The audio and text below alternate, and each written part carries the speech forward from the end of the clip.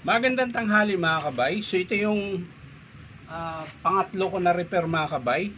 39435 pa rin, letter B. Ang model nito mga kabay ay ano ba to? Dito 5032. Ayan, kasi 2 mode lang siya mga kabay. So ibig sabihin dito 5032 yung model niya. So ito mga kabay, gumagana siya pero umuugong yung switch kahit binibitawan mo, parang merong nag-on pa rin siya, umuugong doon mismo dito. Tapos pag binanat mo siya palabas, namamatay siya. Ito naman, tas pag pinisil mo, namamatay din siya. Tatimingin mo siya ngayon para siya magtuloy-tuloy yung andar. So ibig sabihin pag ganyan mga kabay ay sira po yung switch. Ayan mga kabay, papakita ko. Ayan po mga kabay, di ba wala? Ayan. Pero pag ita-timing mo yung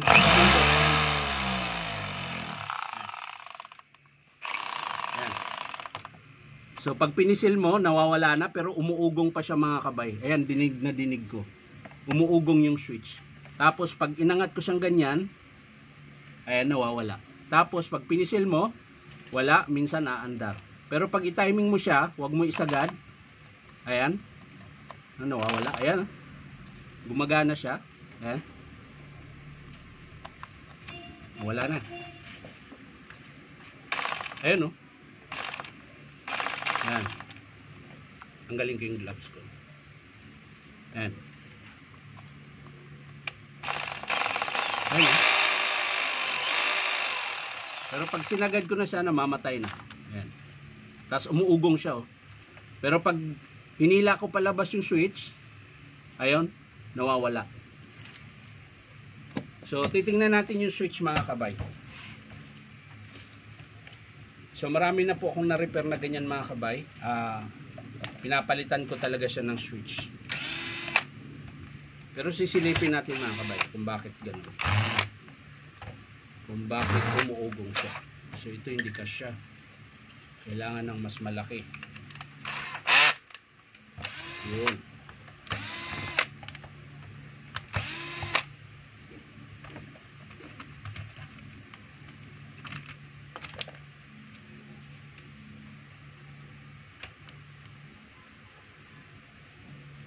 So ito yung switch ng mga kabay. Ayan.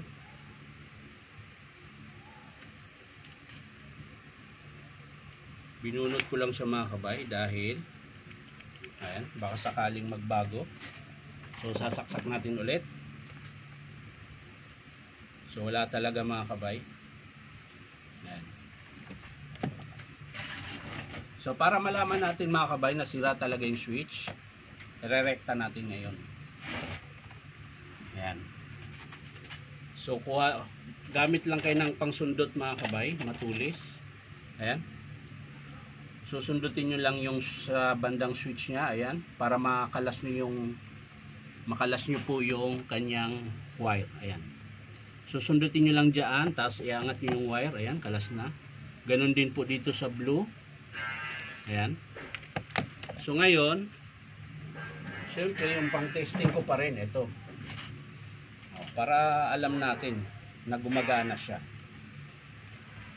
At tuloy-tuloy siya pag dito.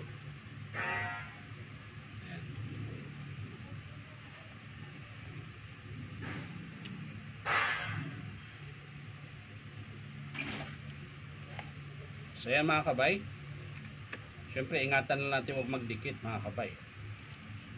Dahil pag nagdikit yan, sigurado maaga yung pasko.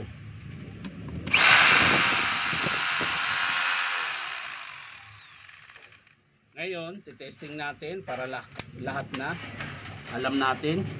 Pero ito mga kabay, pag ganito na po yung palag ng spindle, nagpapalit na po ako nito. So titesting muna natin yung hammer niya kung meron. So ayan, sasaksak natin.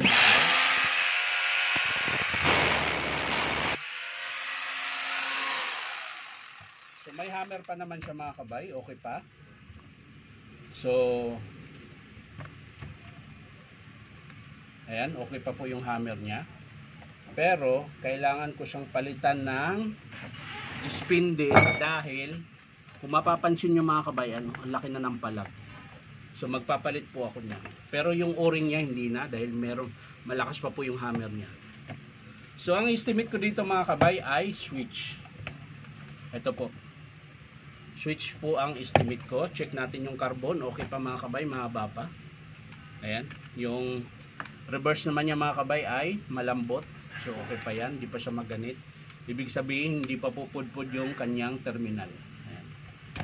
So ayan. Babalik ko lang to mga kabay. Ayan. So sa pagkabit mga kabay, ganun din ulit. Ayan. Tutusok nyo lang dyan sa switch. Pag nagpalit kayo ng switch, ganun din gagawin nyo. Tutusok nyo lang yan.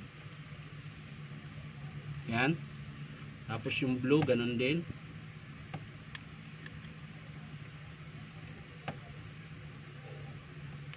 Yan. So yan mga kabay, kapag meron kayong unit na ganito, tas ayaw gumana, bigla lang siya huminto, subukan nyo ganito. Tanggalin yung dalawang wire, tapos testing nyo rekta nyo. Pag gumana yan, ibig sabihin, dito ang sira o sa plug. Ayan, kung wala kayong pang tester. Pero kung may pang tester naman kayo mga kabay, yan, madali lang po yun.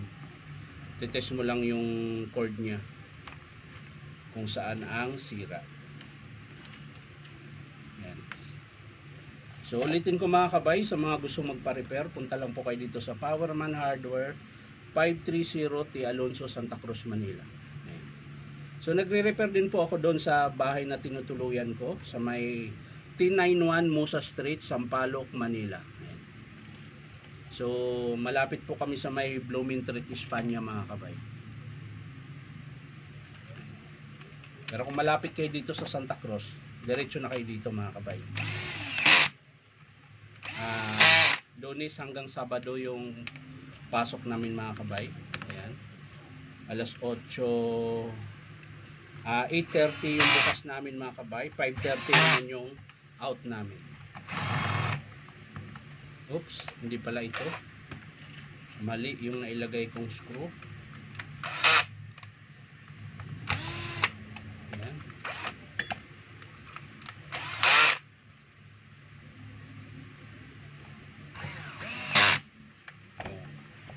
So yan lang mga kabay. Maraming salamat ulit sa panunood at palike and share na rin po.